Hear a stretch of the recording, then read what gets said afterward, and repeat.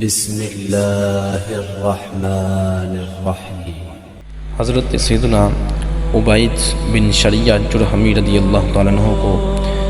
حضرت سیدنا امیر معاویہ رضی اللہ تعالیٰ عنہ نے یمن کے شہر صنعاء سے بلوایا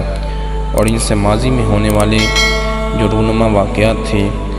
اور عرب و عجم کے بادشاہوں اور لوگوں کے شہروں میں پھیلنے کا سبب دریافت فرمایا، تو حضرت سیدنا عبید رضی اللہ تعالیٰ عنہ نے ان تمام تر امور کی تفصیلات آپ کی بارگاہ میں پیش کی، اور اس موقع پر حضرت امیر معاویہ رضی اللہ تعالیٰ عنہ نے تاریخ مدون کرنے کا حکم ارشاد فرمایا، یعنی تاریخ کو جمع کرنے کا حکم ارشاد فرمایا۔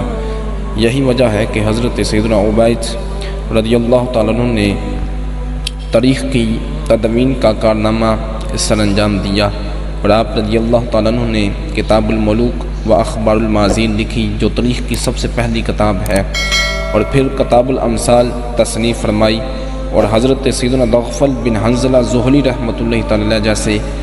ماہر نسب کا بھی حضرت سیدنا امیر معاویہ رضی اللہ تعالیٰ عنہ کے پاس آنا جانا تھا۔ اس سے بھی حضرت سیدنا امیر معاویہ رضی اللہ تعالیٰ عنہ کے علمی ذوق کا پتہ لگایا جا سکتا ہے۔